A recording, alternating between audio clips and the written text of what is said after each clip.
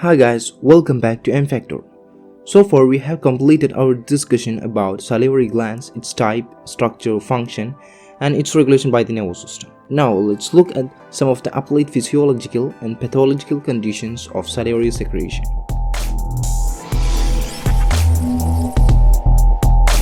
From the physiological aspect, the only two possible ways for the salivary secretion is increased and decreased secretion of saliva.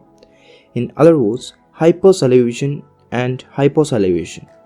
Hypersalivation is the reduction in secretion of saliva. It may be temporary or permanent. Temporary hyposalivation occurs due to emotional conditions such as fear or fever or dehydration due to decreased intake of fluids. Permanent hyposalivation or decreased secretion of saliva occurs due to the obstruction of the salivary duct, called as sialolithiasis, or maybe due to the congenital absence or incomplete formation, hypoplasia of the salivary gland. It may also occur due to Bell palsy. Bell palsy is the paralysis of the facial nerve. Hypersalivation is the excess secretion of the saliva. The physiological common condition in which the hypersalivation occurs is pregnancy. Pathological conditions in which hypersalivation occurs are thialism, sialorrhea, sialism, or sialosis.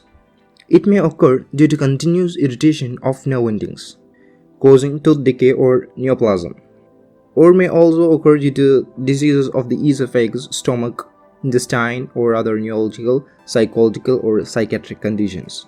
We may have experienced hypersalivation in the case of nausea or before vomiting. In addition to hyposalivation and hypersalivation, salivary secretion is also affected by other disorders.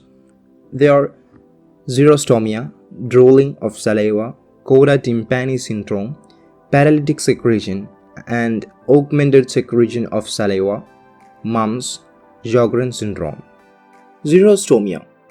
Xerostomia is defined as dry mouth resulting from the reduced or absent saliva flow.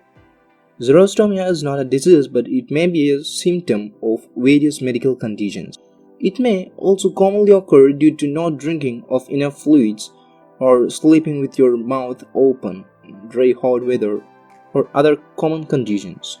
Next is the drooling. Drooling occurs due to hypersalivation. The uncontrolled flow of saliva out of the mouth is called as drooling. Drooling is usually caused by excess saliva in the mouth. Medical conditions such as pregnancy can have increased saliva production. Drooling can also occur due to common conditions. You may have experienced drooling while sleeping or while thinking about food when you're hungry. Next is the coda tympani syndrome.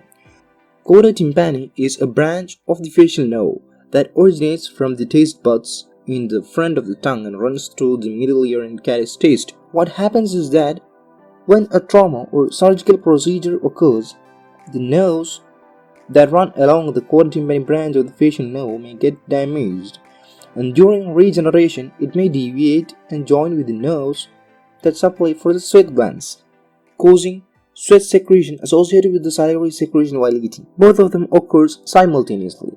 Next is the paralytic and augmented secretion of salivary gland. Both of them are cases of hypersalivation. Paralytic secretion is due to the denervation of the parasympathetic fibers, while augmented secretion is a condition of hypersalivation in which the salivary gland is being stimulated twice. First stimulus increases the excitability of the cells, and the second one augments the salivary secretion. This results in increased salivary production. Next is the mumps. It's a viral infection that affects the parotid gland, resulting in the swelling of the parotid gland. Sjogren's syndrome. Sjogren's syndrome is an autoimmune disorder in which the immune cells of our body destroys the exocrine glands. That's the lacrimal and salivary glands commonly. It causes other conditions such as xerostomia, persistent cough, and dry eyes. In severe condition, it may also affect the vital organs such as liver and all. So we have discussed about 7 disorders: xerostomia, dry mouth, drooling, uncontrolled flow of saliva, and coda tympani syndrome, sweating while eating, paralytic secretion caused due to the denervation of the parasympathetic fibers, augmentation of salivary secretion, cause salivary gland is being stimulated twice, mumps, a viral infection that affects the parotid gland, and Sjogren's syndrome, an autoimmune disorder.